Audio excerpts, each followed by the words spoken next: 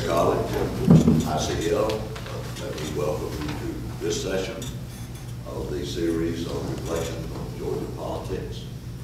We've had some wonderful sessions so far and continue to provide these for you, and we certainly have one in store today. I'm hopeful that there may be some other people who are out there circling around looking for parking, because it was certainly true when I came in that there was not that much parking available. But we are glad to have you today. Also, keep in mind the schedule. The next program will be 1 week from today, here at the same place. The Georgia political figure who will be under discussion at that time will be Griffin Bell. Certainly look forward to that. But today we have former Senator Mack Mattingly with us, and our gracious host, Bob Short, will lead us into a discussion here. Delighted to have Bob always. He does a tremendous job for us. Senator Mattingly, we're so happy to have you as well. Thank you. Turn it over to you, Bob. Thank you very much. Thank you, Senator, for being with us today. This is a series of reflections on Georgia politics. So we want you today to reflect with us during that period when you were coming up down Glenn County, the Republican Party, for being, as far as I'm concerned, the kingpin of Republicans in Georgia. And we want to start off, if we may, by asking you to give us a little bit about yourself. Tell us about Anderson, Indiana. Well, that's starts out my politics, I guess. I forget the guy who called me a carpetbagger the first time. At least Bob had that. But as far as reflections, of course, my life started in 1931 when I was born in Anderson, Indiana. And my fortune started right then because of my parents. They had were in the Depression back then. They had come through World War I. And I recall my father never went further than the 8th grade. And before I was born, he worked in a plant making rubber tires, and he got his arm burned. And so later he went to work as an assistant salesman in a furniture retail store. And back then, it was difficult times back then. And he rose to become a salesman. And I remember when I was aware of all things, I remember when he became assistant manager, then he became manager of the store. Later on in his life, he owned the corporation. So it shows you what you can do in America. And my mother came from Hardy stock. Her mother was a Methodist minister, and both her mother and father. So that's the base I grew up in. Now, all due respect to Indiana, I very seldom ever go back because I really didn't like it. Because it was cold, very cold. But the reason why I live on the coast is because it's cold. And the reason why there's not that many people here today is because it's cold. But basically, my time in life was January the 7th, 1931, when I was born. And I was fortunate, as I said, having loving parents. And I had one brother. All my family is now deceased. In fact, 3 of them died during my run and also during my tenure in the United States Senate. So it's been as far as my looking back, I guess my big break came by just having good love by my parents and everybody, my relatives and all the friends I had. And I grew up and graduated from high school there, went on to Indiana University. The Korean War came along, and I enlisted at that time during the Korean War. Served 2.5 years during the Korean War, and a year. I thought I would get out early out of the military, which they didn't give me an early out, so I had to stay the full 4 years. I went into the Air Force to become a pilot, and after I got in, they said, well, your eyes are not exactly correct. So they said, we'll send you to OCS to become an officer. And I said, no, I think I'll just stay as a enlisted man. So when I was discharged in 1955, I was a staff sergeant. But I enjoyed my lifetime, the 4 years to a lifetime in the military. But it probably helped me grow like it does most people. I think men or women get in the military. And then I came back and finished college at Indiana University. And I was very good going back. And the dean talked to me and said, you know, I don't know whether your grades are good enough to get you through. I said, just cool it, you know, I'll get through. And so in 2 years' time, I graduated with a marketing degree in business. And at that time, I got a job. I got married right away. And I was about 5 years older than my wife. She was a Phi Beta Kappa, so always marry above you, which always helps you, which is what I did. And I worked for Arvin Industries for 2 years, and I tried to get them to put me in sales, and which they said, you don't have the ability to be in sales, you know.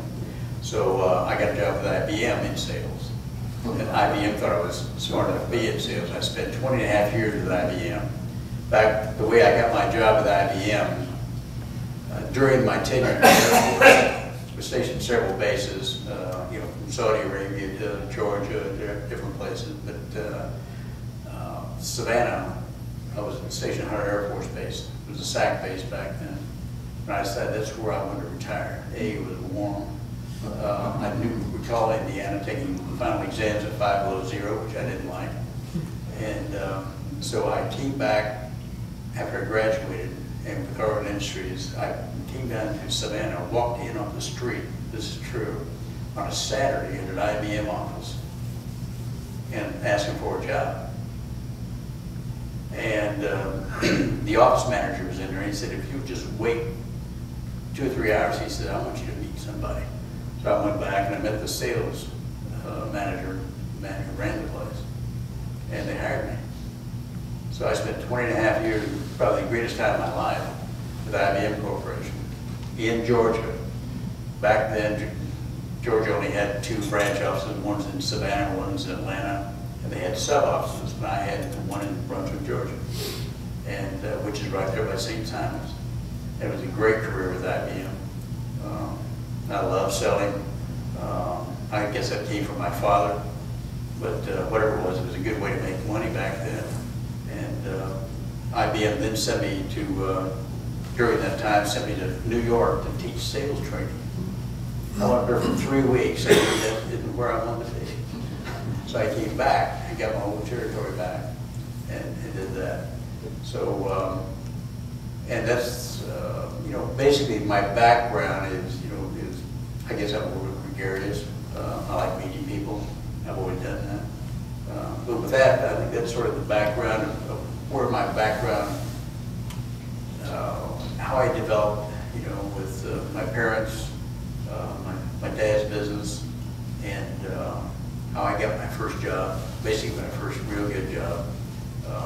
That's not excluding the Senate or other things. It was a good job, but probably not as permanent as IBM. But it's been a great and wonderful time. I think that one of the best things I can recall, I hadn't really thought about this interview that much or talking that much. People always say, well, what is the best thing that happened to you in your life? You know, they want to say in the Senate, well, it's your life. I guess it's just the love of people. You're meeting so many great people, and you know, so many times we hear in politics or any other thing about how bad this person or how bad that person is, or these people in this country are like this or like that. I can tell you, I've traveled the world over in the United States, in Georgia. I can tell you, most people are great people, and they have love and compassion in their hearts. They do. You know, it's really, in today's world with so much media, you think that everybody's bad or everything is bad. It's not that way. Basically, people in the United States and the world around are good people. And so with that, I will just leave that. And okay, we're going from people to politics, because politics is people. Right. How did you get involved in politics to begin with? Well, first, I mean, I couldn't have picked a better state to come to that had a sort of almost a totalitarian type government here in Georgia back then, because they had no political parties. They just had one political party. When I came there in 1951, I think in 52 or sometime, that's when Marvin Griffin was running all this stuff. They only had one political party. And when I came with IBM in 1959 and lived on St. Simon's Island and operated out of that territory down there, I got more concerned about politics. And then in 64, 63, really, when Barry Goldwater decided to run for president of the United States. And I looked at his principles, what he believed in. He had 4 basic principles of lower taxes, individual responsibility, limited government, and a strong national defense. I said, I can subscribe to that. And so I said I would get involved in the Goldwater campaign. And I became the Goldwater campaign chairman of what they call the 8th Congressional District in 64. Was elected an alternate delegate to the National Convention in 64 in San Francisco, the Cow Palace. And I had gone to the 100% club. You make these clubs with IBM. And so I was that year, 64, the summer. I was in New York at the convention. Then I flew to San Francisco to be an alternate delegate for Goldwater. And in the Georgia delegation, one of the people had dropped out, and I got the vote for Goldwater as an alternate delegate. So my philosophy and ideology, which were basically surrounded by my time as being an entrepreneur and all this sort of stuff in the business world, and plus back then you had the Johnson years and all these years that were going on, or Lyndon Johnson and Kennedy and all those. There were always these elements, but there really wasn't 2 voices in Georgia. So that's where I really struck out to try to help assist people in establishing a 2-party system in Georgia. And in 1964, Goldwater only carried 5 states in the United States. Georgia happened to be one of them. And that's when Bo Calloway got elected as a congressman in Georgia. In 1964, the 3rd Congressional District in that area over there by Pine Mountain in Columbus, Georgia. So he was really the first, although there was a lot of things that happened before that in the Republican Party, but nothing of any stature until he won that race. And then in 1966, he ran for governor, and then there were 8 people who ran for Congress. We needed some bodies to run as Republicans back then for Congress. I happened to be one of the bodies in 66, and obviously I didn't get elected. We only elected 2 out of the 8. And the reason why the 2 got elected and Calloway didn't get elected was when Lester Maddox became the nominee. Everybody thought Ellis Arnold was going to be the nominee, and anybody who lived out in a more rural area like we did down in the old 8th district would probably be elected. But it turned out just the opposite. Lester became the nominee. He was more conservative perceived than Calloway, and he won. And we elected 2 congressmen. They were both from Atlanta, which is a more liberal area than the rest of the state. So anyhow, that was sort of the growth of the party, and I was involved then. I became a congressional campaign, the district chairman for the 8th Congressional District Republican Party, and just steadily got involved in the state party. And it grew, and I became state chairman in the mid-70s. But just prior to that, I had created what we call a long-range planning committee for the conservatives. And I got people like Newt Gingrich, Paul Coverdale, myself, Bob Urban, John Linder, Bill Amos, who used to be Callaway's campaign manager, and 3 or 4 other people. And the person that you probably wouldn't know in this room would be a man called Bob Teeter, who ended up being the pollster for Bush 1 and was involved in politics. He was out of Michigan. So anyhow, we would go around the state making all these speeches, but we sort of set up the base of how we thought the Republican Party should be, the principles they should run on. We went out and got candidates, what they should believe in, and that's how we began really the trench work for the Republican Party in the state of Georgia. And it came. I had no idea. None of us. Coverdale, Gingrich, or myself, all three of us from out of state. Newt being from Pennsylvania, Coverdale was from Iowa, and I was from Indiana. We had no conception that we were ever going to run for public office.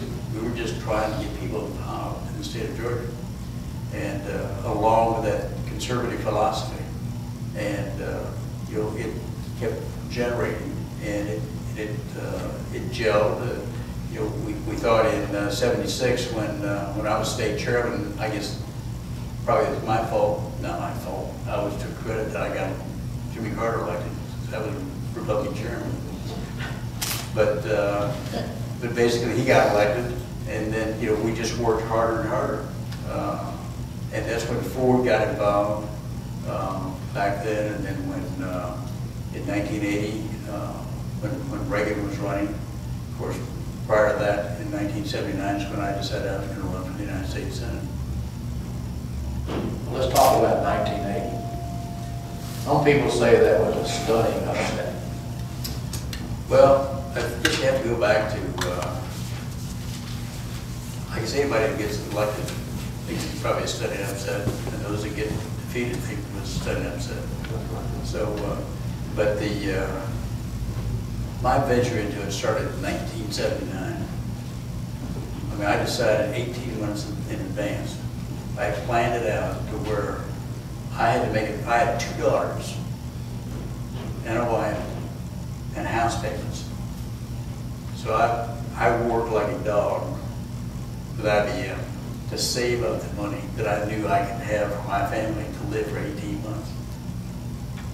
And I did that. I set that money aside.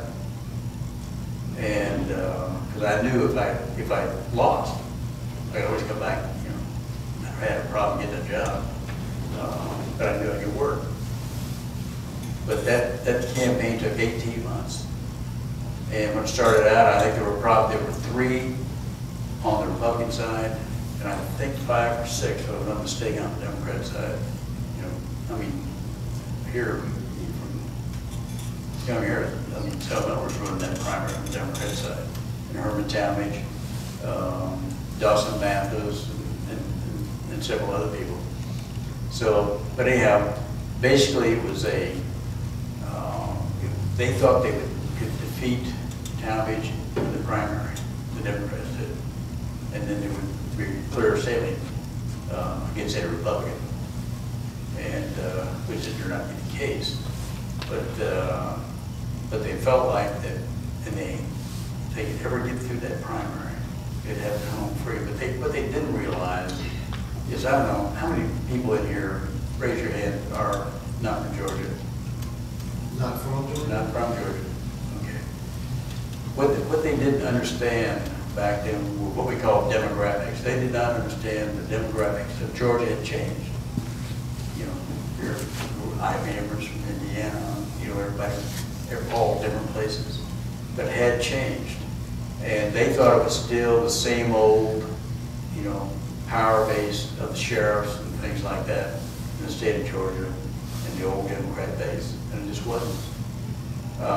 So they ran, and Talmadge had problems. In fact, when I announced, we were going to announce about 3 months, but he kind of had some problems, and we went the announcement for about 3 months, and then we finally announced.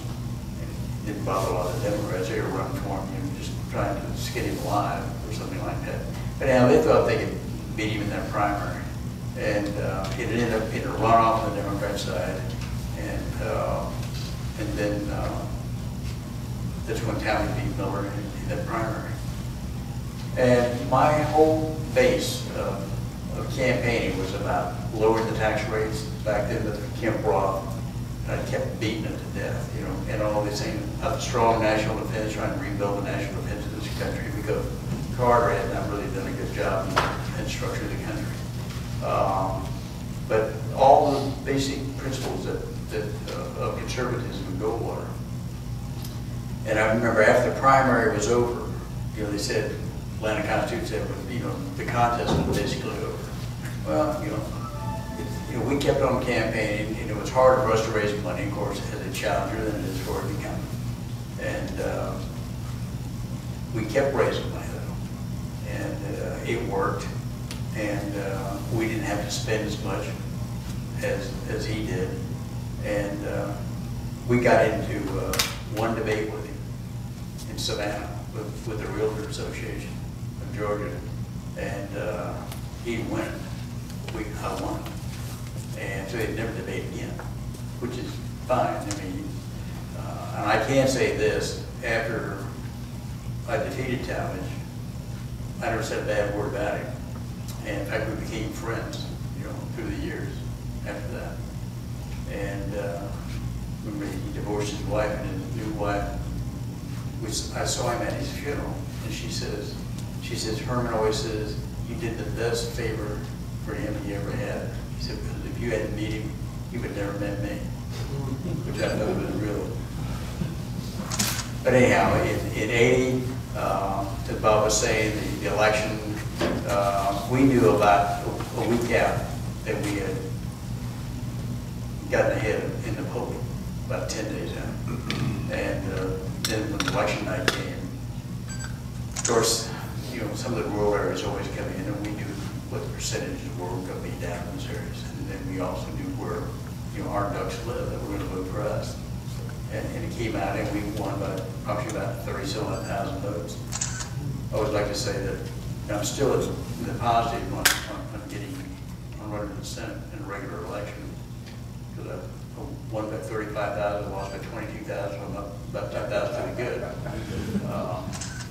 But yeah, it was I think it probably more of a shock to the Atlanta Constitution than it was to the general population of Georgia back then. But it was then you had to go to the Senate to work after that. One of the interesting things I was learning was that President Carter defeated President Reagan in Georgia by a good margin, and yet you had a higher percentage of votes. Well, that brings up a good story. In fact, it was Carter got 58% of the vote, Reagan got 42%, and John Anderson got 1% in 1980 race. And I'll don't forget, before Reagan got sworn in and I got sworn in, we were at a function of it in Washington, D.C. And I came through the line. I hadn't known him anything. He said, Mack? I said, yes. He says, you know, your coattails weren't long enough to drag me across the finish line in Georgia. But that's, he was always had some humor about stuff like that. But it's true. It was, it showed you how people, independents and Democrats and the Republicans would go to the candidate of their choice. And you wasn't so much the party label as it was what you said or believed in or what they didn't like about somebody else. And you know, his history proves, you know, over time, you know, what plays out. You know, people vote different ways. Some people vote for people, some people vote against people. You know, so they just stay home. But it was I think quite a victory in not only in Georgia, but it was a big victory in Georgia. But across the United States, they elected 16 Republicans that year in the United States Senate to take the majority.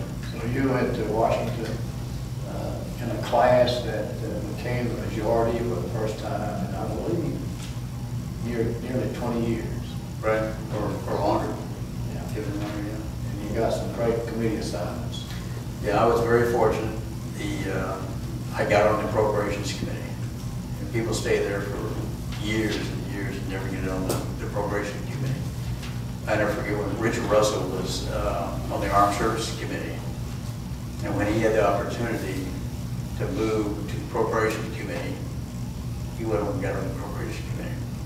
That's basically where a lot of the power is. The authorizing committees are like the Armed Services Committee, but if you can be on defense authorization, that's where they fund the programs. And same thing with agriculture. You can be on the agriculture committee like Zach Chambliss is. He's been chairman and he's ranking, but they don't fund the programs.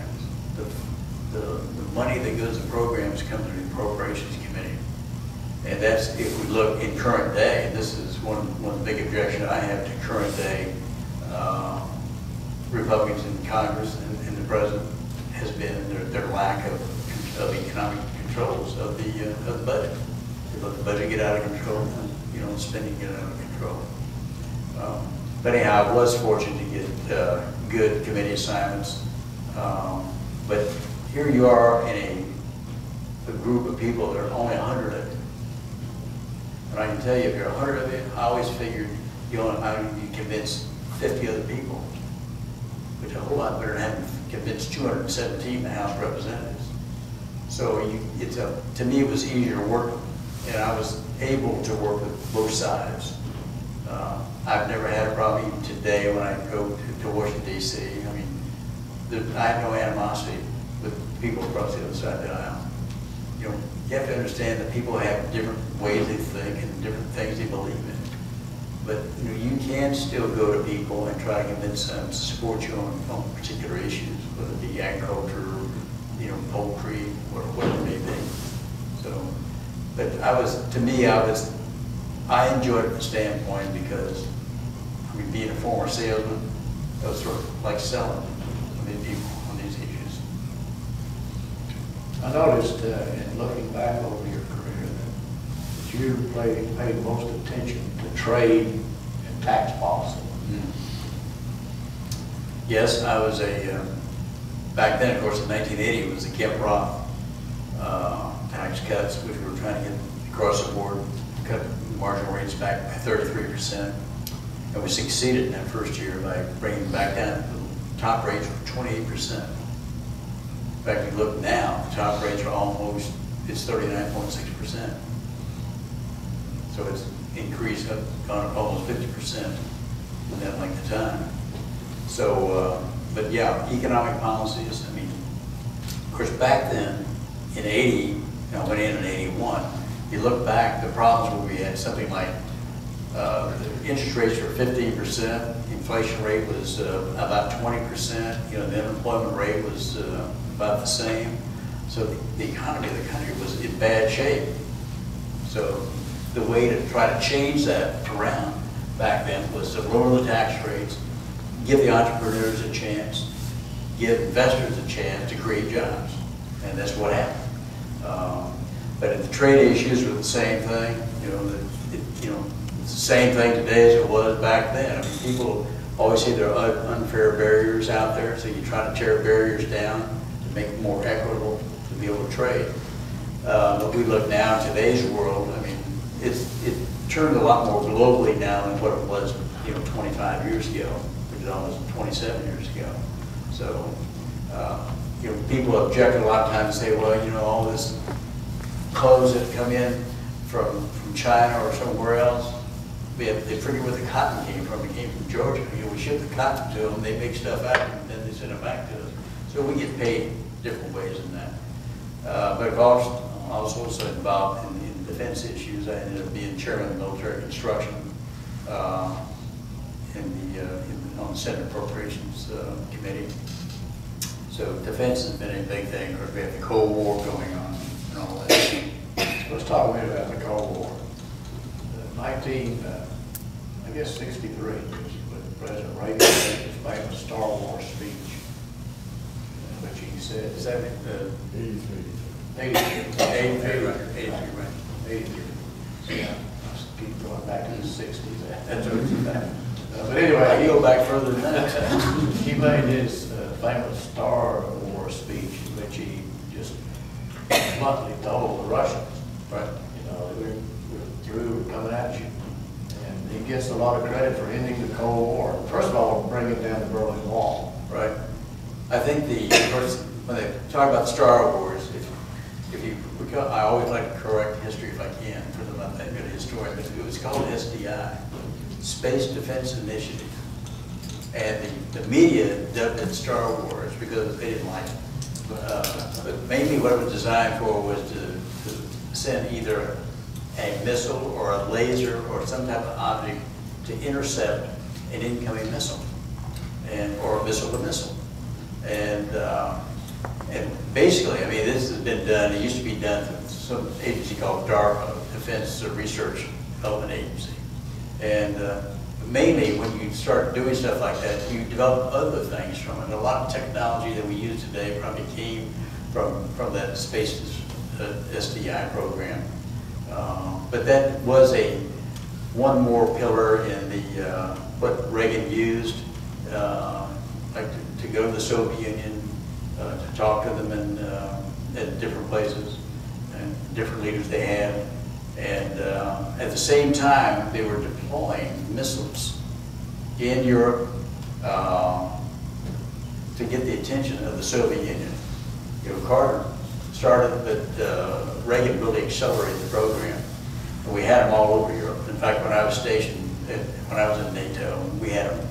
They were laundry lists. We had them all over the Bosphorus Strait in Turkey and all sorts of places. But all those things helped tear down the Soviet Union, really the communism. And when you look and see what Reagan was part of it, Thatcher was part of it, the Pope was part of it. A major part of this thing were the churches in Eastern Europe, because that's where the people went to collect and then go out and protest. But they were a big focal point. All these things that happened under Reagan were massive. But when you get down to the street level, the people went to the churches, and that's where they got the information, a lot of the information. And they'd go out and do these protests, subject to being killed. Same thing with the Berlin Wall. So there was so many things involved in that. And when I look back on history, when people say, well, who are, my parents were fantastic. But when I look back on history, the three most important people changed things on this globe. They were Reagan, they were Maggie Thatcher, and Pope. And they made things happen. They were responsible, I think, the three of them, and plus, a lot of other people, making the wall come down, the Soviet Union change. So things happen. People make things happen. Reagan had a way about him as a leader that few leaders do. I think Roosevelt probably had it, Kennedy probably had it, and Reagan had it.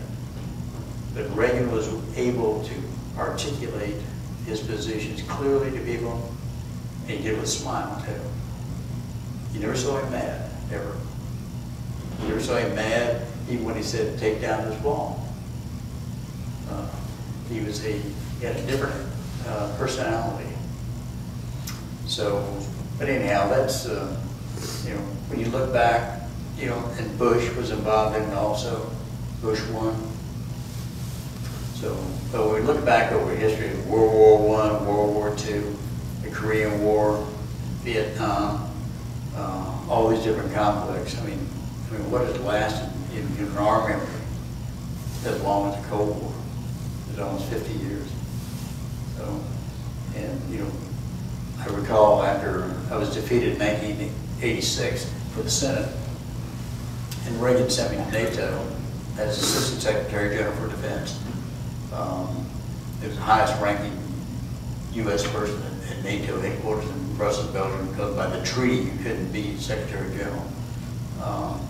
But I recall after the wall came down, I remember Helmut Kohl coming to NATO headquarters, and he was sitting in the room, I was sitting in the round, and he said, I never thought I would live long enough to see the wall come down.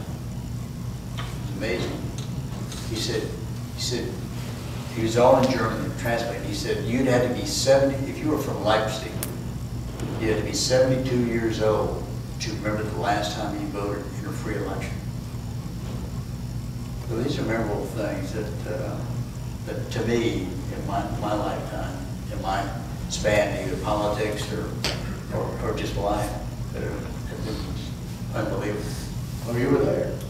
Yeah, we were there. It was, and when I listened to the news media today talking about why Bush didn't know what his intelligence was on Iraq and all that sort of stuff, I look back, we had more intelligence in NATO and the United States and all these places, and I would go to these SEAL rooms and get all this stuff. They had no earthly idea of that internal problems that the Soviet Union had.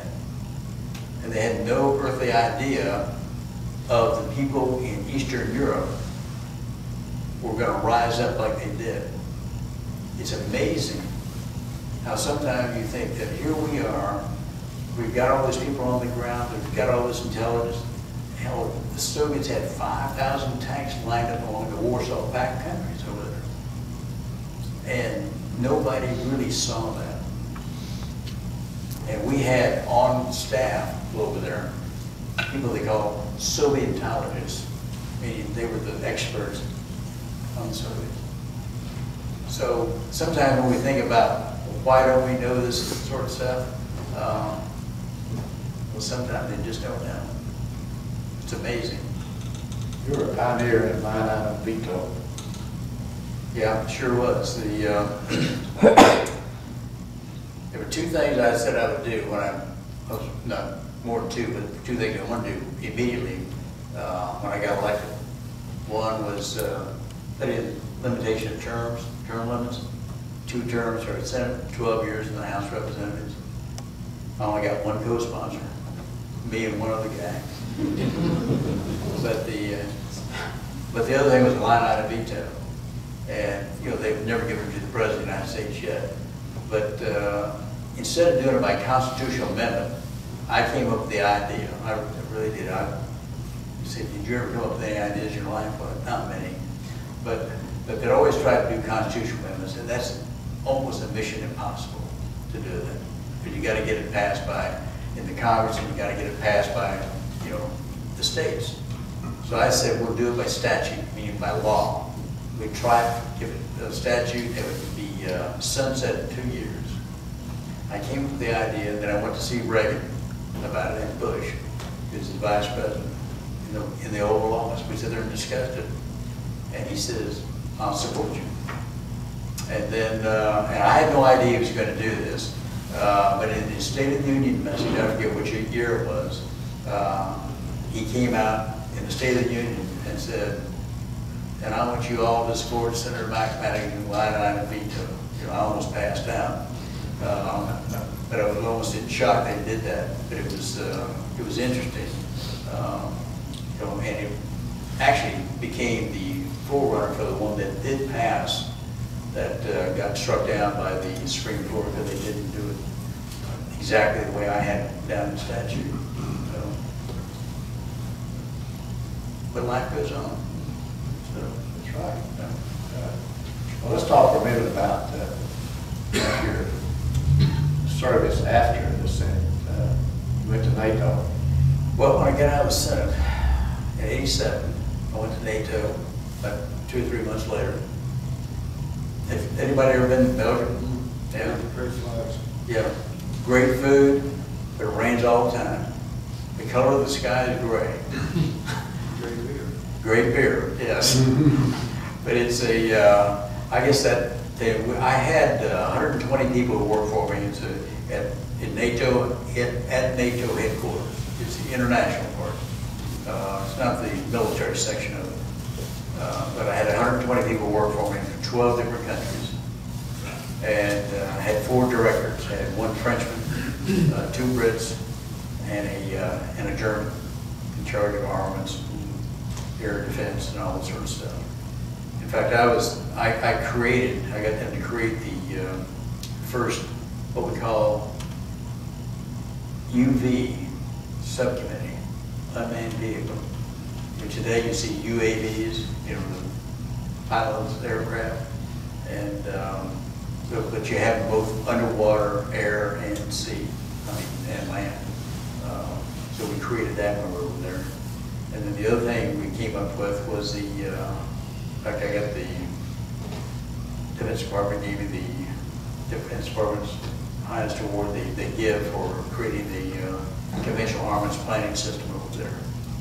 But it was intriguing working with all these different people, and the problem in NATO is not like the Senate. The Senate, at least you get the vote. At NATO, you've got 16 back then surrounding the table.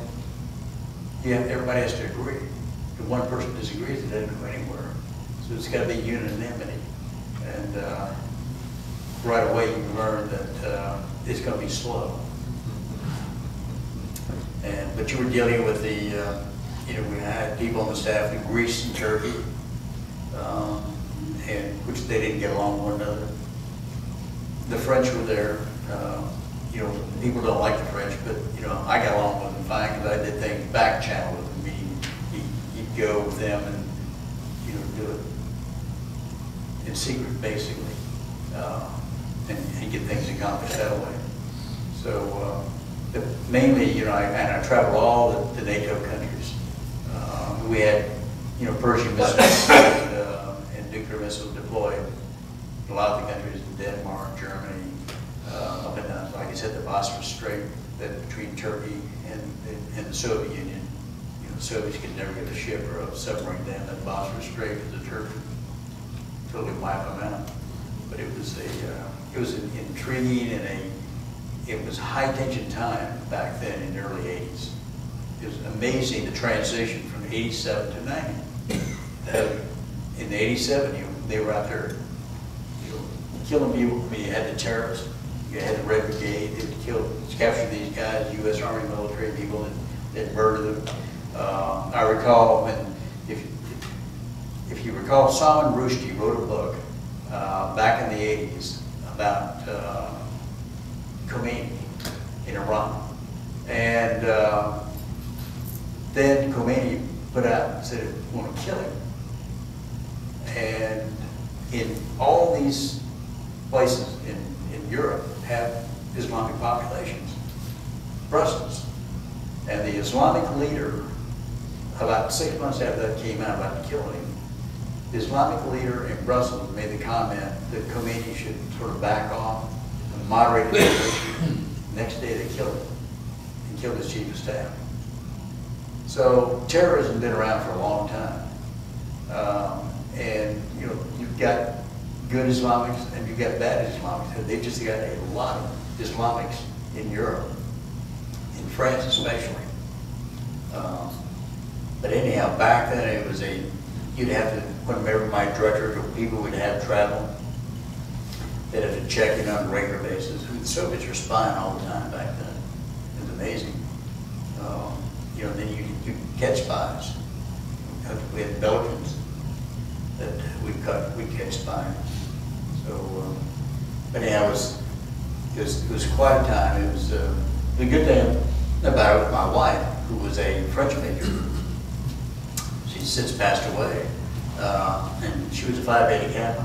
She was in heaven because she was there where she could speak French, and I learned to speak French in nouns. I could never use any verbs, but I could speak it in nouns. But it was an interesting and intriguing time from high tension to when the wall came down. Can NATO play a role in the war on terrorism? Or should it play a role? Well, of course they are. They're in Afghanistan now. The problem is, my opinion was that there's a treaty that created NATO. And after I left and they began wanting to expand NATO to other countries, in fact, Sam and I were both opposed to it. We're not elected anymore, but we came out and signed a letter along with some other people opposed it. Because where do you stop? The Pacific Ocean, you know, put more countries in it. It was more workable when there were only 16, now there are 26. So So it makes it more difficult. But but as far as terrorism, yeah, sure. I mean, they can, what they need to do is put down on paper what they want to do at NATO. One thing they just, which they do through their intelligence agencies, fight terrorism within the countries that they are currently, have an interest in. But yeah, but they, they do the battle in Afghanistan. I don't know how many troops they got over there. But there needs to be more of that from NATO, because they used to be, they were confined to just within the NATO countries themselves, what they would do. Can we win a war on terror? Yes, you can win any war. But, to think that the war on terror is going to be done in our lifetime is not going to happen. I mean, terrorism has been going on for years that I told you, like when I lived there in Brussels. I remember when they killed well, I can go through all the murders that they did, but it happens just now. It's on an accelerated basis now. It's just 9/11. But I think what you have to do is do what they're doing, is try to get as many people involved, countries involved in it, and tell them it's why. But you can't make public everything you do about terrorism. Number one, we got cells here in the United States, a lot of them. The best thing to do with terrorists is you find them and you kill them. I mean, that sounds harsh, but that's what you have to do. I mean, they're trying to destroy not just the United States, but other people around the world. I probably shouldn't have said that, on tape, but that's exactly what you do with terrorism. And it's a cheaper way to fight a war. It's not like lining up tanks or aircraft or ships. All you have to have is 2 or 3 people who want to place bombs, explosives, or whatever it is. And what terrorism does, it creates fear. Maggie Thatcher, this is true, and back in the 80s, she would come to the NATO meetings, and terrorism was going on there. And she said back then, she says, the oxygen for terrorism is the news media. Think about that. The news media creates the oxygen for terrorism, and it does. So, and that's been, over 20 years ago. She said that. I mean, there's more to it than that, but that is one of the big things that the terrorists survive from. Are you concerned about immigration? You bet. Yeah, illegal immigration. Yeah. Well, this is 2007 we're talking now. I recall in 1986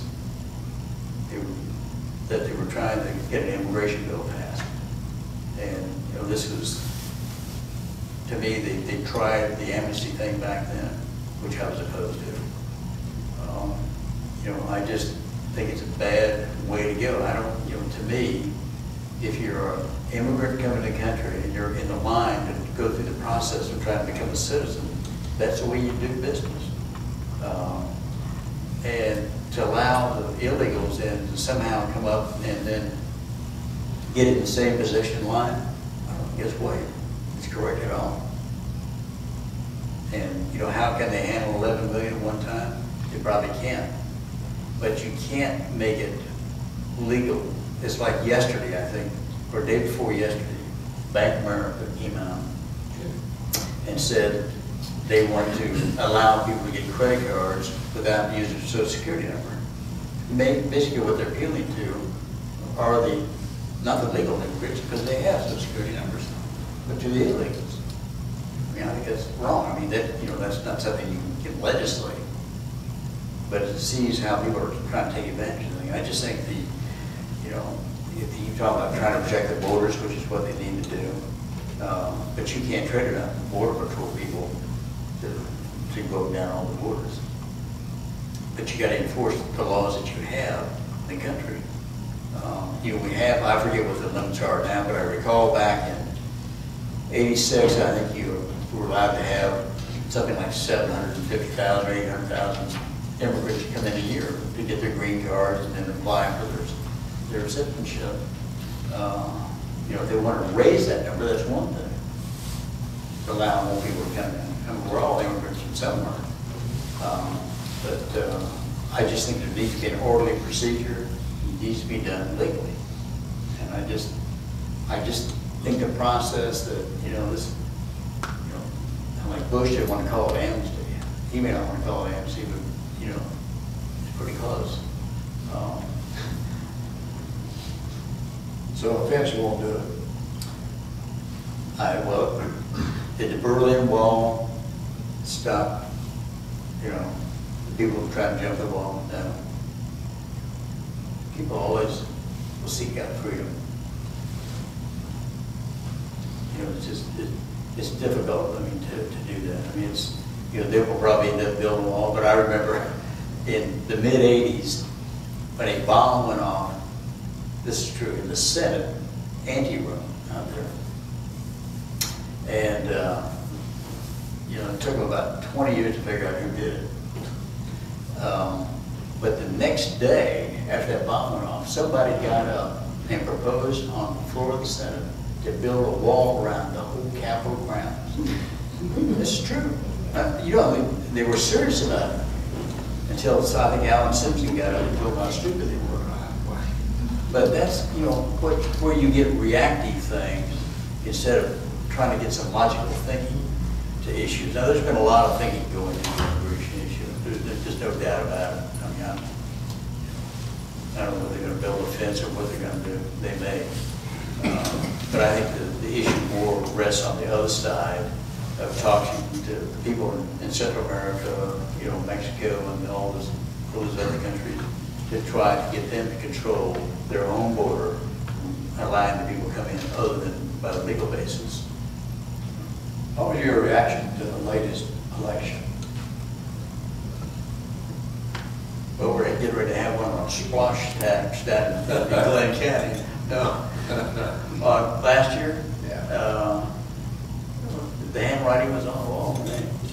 It's, you know, they say to me, I've been giving speeches the last couple of years going back to saying how the Republican Party needs to get back to our basic principles, like I started out with in 1964. And I think we've moved away a little bit from those things. I think two reasons why they got wiped out, in my opinion, is number one, the Iraq War, the media kept beating that thing to death, you know, and then Bush himself. I think Bush is a good person, but he's not very articulate. And I think that's the thing that people saw, that they said, well, you know, he wasn't explaining it right. They didn't like his economic issues, you know, what he was doing, controlling spending.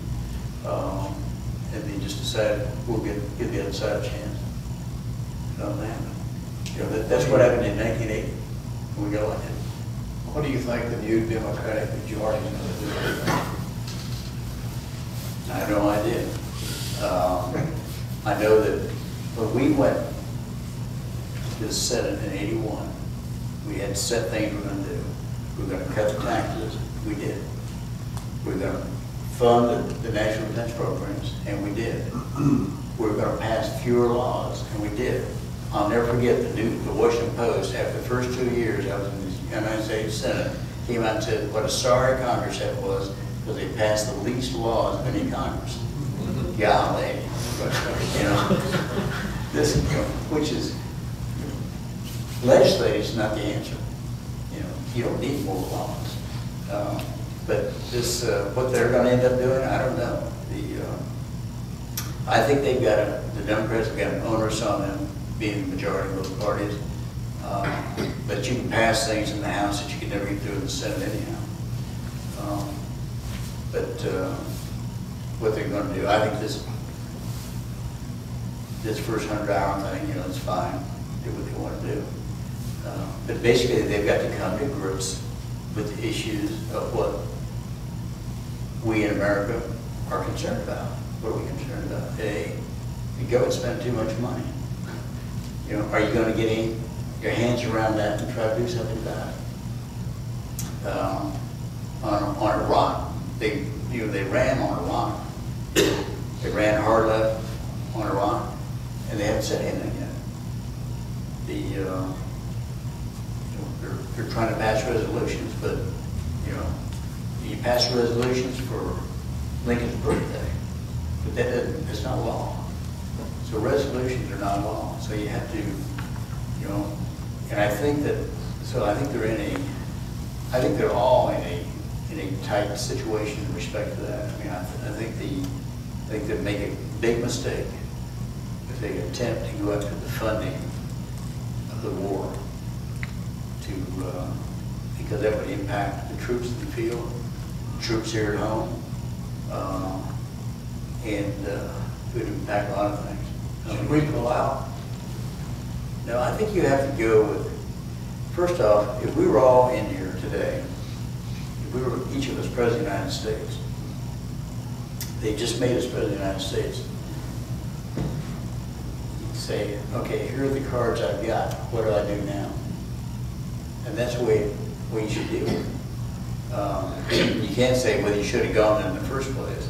You're there, and we've got troops there. There are other countries that got troops there, and you only have one president at a time now, and he's trying to make it work now. And we're going to see if this works, if this new injection of 20-some odd thousand troops are going to work, if they can make that government over there come to the fore and help. There's a lot of ramifications out there in respect to all the surrounding countries. And, I heard Dick Lugar say, I was at the Ford funeral here last month, and Dick and I were talking, and he said, well, he wasn't anti the troops going in, but he says, what we need to do is make certain that we get the 5 surrounding countries together to sit down and talk. And that's true. I mean, you had Saudi Arabia, you had Jordan, Iran,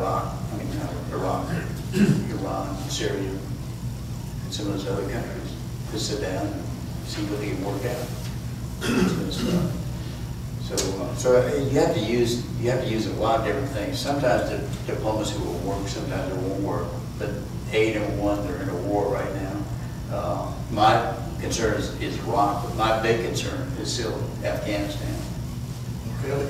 I mean, I've always thought that Afghanistan is was really the nest of the terrorists.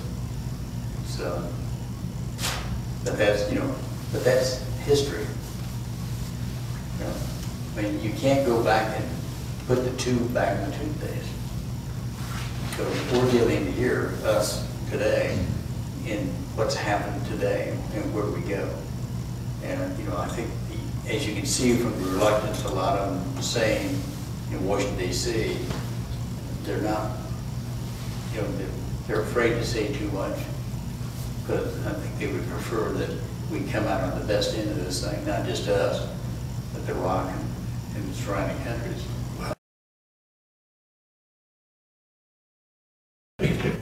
So I don't want to put you on the spot, but as you said now, I'm going to hand you the presidency, and I'm going to hand you the cards. What would you do with Iran? In what respect? You ignore them? You talking about the nuclear, or you talking about the conventional weapon? The entire situation. They're all cards. That's good. Glad you made me president right now. Can I quit right after that? Iran, I think you talk to them. I mean, I'm certain they've been doing a back channel. We used to call it back channel, but they probably need to have, as I said before, I think the suggestion of Dick Lugar in respect to getting 5 countries together, 5 or 6 countries together, and sitting down and talking. I think as far as their nuclear part of it, that's been going on for years. I mean, Israel bombed them many years ago about this. I remember being in Russia and talking to them about them, that they should be trying to assist them in their reactors over there. But the other thing is, you know, we can't,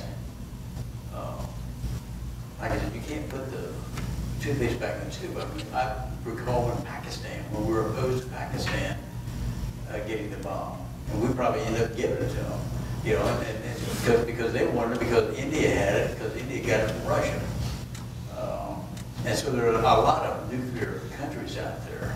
I think you got to figure out how you try to live in peace. I mean, I think to think that you're going to stop everybody from getting nuclear is probably, you know, it's the Nuclear Non-Proliferation Treaty. I remember going to the government of the Seychelles and getting them to sign this thing.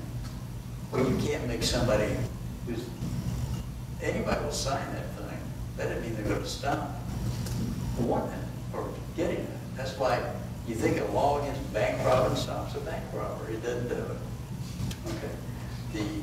The more issue that I'm more concerned about is this business about them talking about lately about the weapons or the small weapons that are getting in from Iran over into Iraq.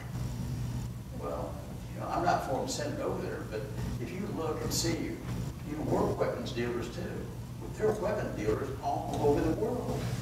I mean, China's shipping weapons all over the world. We ship weapons all over the world. I recall when I was ambassador to the Seychelles, there was a ship that was flagged, a Greek ship that was flagged, and they took the flag off and reflagged. It was out there in the Indian Ocean wandering around, and they put us all on notice that it was full of arms, bound for Somalia. It was going to run out of petrol and be at one of these ports. And gosh, lucky Mac, it ended up in our port. It ran out of gas there, but it was weapons from Eastern Europe, basically. You know, they manufactured AK-47s and all this sort of stuff, and they were all the way to Somalia. So you got a lot of weapons, people making weapons out there. You know, the French have sold to the people. I recall when I was at NATO, the Germans were selling things to Libya, which we had a boycott on. So it's getting back to Iran. You know, no telling where all the other weapons are that were in Iraq come from. I'm sure they're U.S. weapons, probably Chinese weapons, or probably weapons from all over. So I think that issue is not really that much of an issue. I think the main issue is what you presented. What do you do with Iran? And I think before you ever do it with force, that you need to be negotiating and talking with people. Tell us about the Seychelles. Seychelles. Seychelles. Well, the Seychelles are a group of 100 islands east of Africa. They cover 1 million square kilometers. There's only about 20 of them got people on them. And it's a long way. It's a 9.5-hour flight from Paris down there. So if you want to go, just make sure you take your cushion with you on the plane. But yeah, we had a tracking station there. Air Force did. And it was on top of one of the peaks. And you got the first look at most of the missiles and things that came up. And so we kept track of a lot of stuff. It was a spy station, basically. And but when I got there, it was in 1976. Well, it was a French colony. And then the French left it and became a British colony in 76. They gave it to the Seychelles and it became a republic. And 1 year later, they had a coup. And the Marxists took over. And the Soviets came in, the Cubans came in, so they were all that island. And of course, we had our tracking station there. And but it was basically a really Marxist country. I mean, they had a good-sized army, for the control of people. And when I went there, they were getting ready because the Soviet Union had fallen and Cuba was in dire needs and all that. So they were sort of bailing out. They left their KBG agents there and stuff.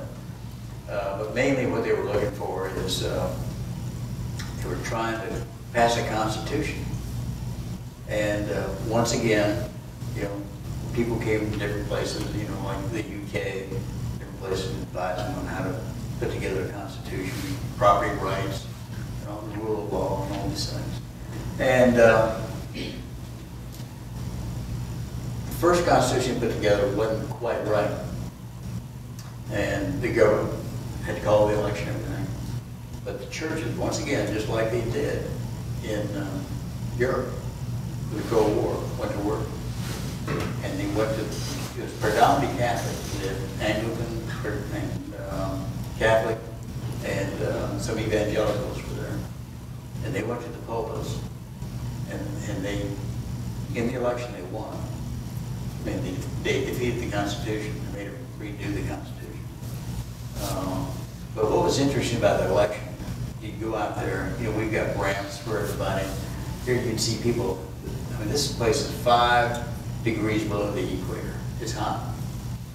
Those people stood in lines for hours to go vote. They've never been allowed to vote. And it was amazing. You know, people, one arm, one leg. It was unbelievable how they would turn out and go vote in there. And then they came to the second election. They made a good constitution, passed it. So now it's a republic. I recall that I mean, it's out there, like I said, it's out there in the middle of nowhere. You were 1,000 miles from Diego Garcia, which is a naval base of ours, where we have B-52s on and all sorts of stuff. Back when I was chairman of military construction, I'm the one guy that appropriated the money to build that thing. And that when we would need assistance, like somebody got sick, we'd have to get them to fly, you know, a plane from there over to the Seychelles and take them to Frankfurt, Germany for assistance. So, but that's where also I learned about the State Department aid programs. Nobody's ever been involved in the State Department. I don't speak highly of it sometimes, but they had what they call aid programs. They've been giving aid to the Seychelles. The problem is, generally speaking, that aid, it goes to the governments. It never gets down to the people. So I said, well, we just won't give them any. I said, do we have discretionary money? They said, yeah. I said, well, so I got my wife, I said, get another person, you go out around the countryside and find out where we might be able to help somebody. And she went out and found these orphanages and then these retirement places. They're all dirt floors. And so we took our money and went out and we bought sheets, towels, knife and fork, tables, gas-fired burners, stuff like that. These people didn't have. And take them to those places. I mean, it was amazing. You know, it was just shocking. I mean, you wouldn't tolerate that stuff in this country. I mean, how they were living. But it was amazing what you could do and make people's lives better, something like that. And then in November of '93, that's when '92, when Clinton got elected, which I knew my tenure was short. But anyhow, they had said that if I would call and ask, that I could stay. And I said I didn't think that was a good idea. My wife and I came home. So you went from Indiana, the coldest of Indiana, to 5 degrees below or above the equator? Below. Below the The equator. water went down the opposite way. Okay. So then that, for all practical purposes, ended your political career, except for the fact that you now run the Ports Authority. Well, really, in my political career, that was '93. This is 14 years later. I do a lot of fundraising for candidates, you know, and help them. But, and now for anybody who wants to know, who are you supporting for president? I mean, you probably end up asking this. I'm not supporting anybody at the moment because I'm waiting for somebody who thinks like me first. But But since that time, in 93, in 97, my first wife died. We were in Indiana, and she had a pulmonary embolus. And we've been married almost 40 years, but some odd days shy of 40 years, and 10 years ago. And then I remarried. Been married for 8 years. And I married somebody else that was smarter than me. You know, it seemed like you learn. Not to marry two women that are smarter than you, but I did. But yeah, she was an attorney. But she was in practice now. But we got involved in different things, and then people, once you get involved, so like I've been on the trustees foundation for the Kennesaw University. I think have been on about 12 boards, mainly for fundraising, helping people raise money for the museum on St. Simon's Island, the turtle rehabilitation thing on Jekyll Island, Kennesaw University, and many other things. I've been involved with Purdue, Senator Purdue. Put me on the, what they call the old BRAC Commission, the Base Realignment Commission, but it was Military Affairs Commission. In fact, Sam and I both co-chaired this. And they wanted me to be, I was going to Strom Thurmond's funeral in the early part of 2003, right after Purdue got elected. And I was driving up to Strom's funeral, and the cell phone rings, and it was the governor of Purdue, wanted me to become Goldman, Georgia Port Authority. I said, Sonny, I said, I don't need anything. I said, you don't want to do this. You know? He said, how about call me back at the funeral? I said, okay, I'll call you back. So anyhow, he called me back in the afternoon when I was coming down I-95, said, yep, asking to be on the thing. I said, well, let me suggest something. He said, no, I don't want anybody, I want you. So I said, okay, I'll take it on one thing. I said, if I decide I want to do something else, I can leave. He said, okay. So the Georgia Ports Authority is, there are 13 board members now. There used to be 9 until one of our previous governors packed it, sort of like the Supreme Court, with too many people. But anyhow, it's a big business. We have 2 ports, you know. For everybody's edification, there are 361 ports in the United States. Georgia has 2. Savannah is one of them.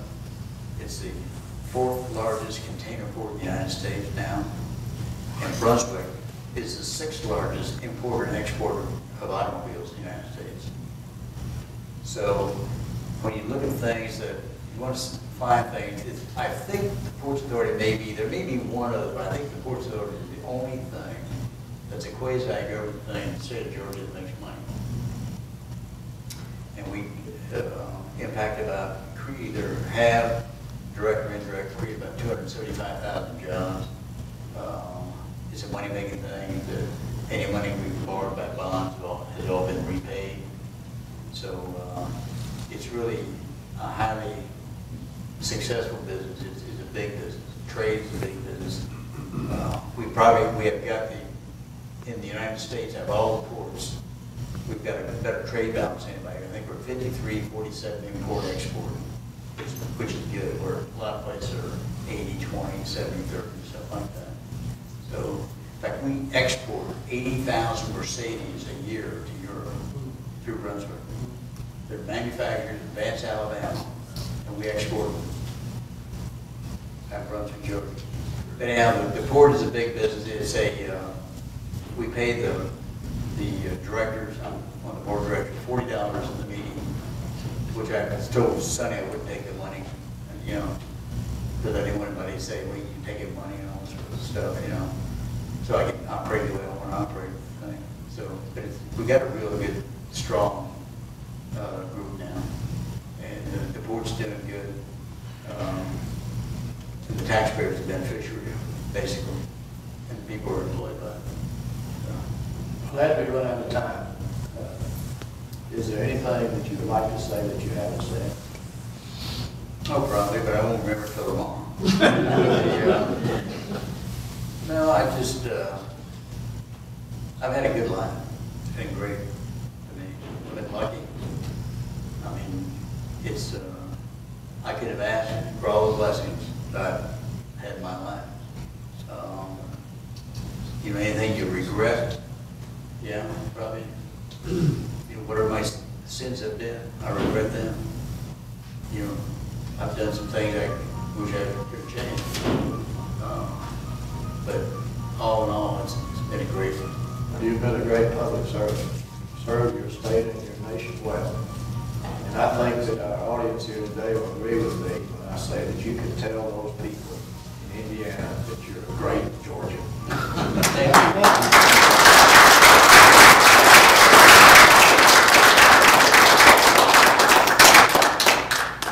Thank you, ladies and gentlemen, for coming.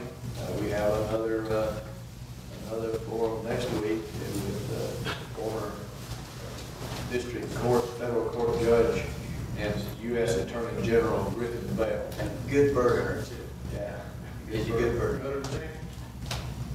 Yeah, well, yeah.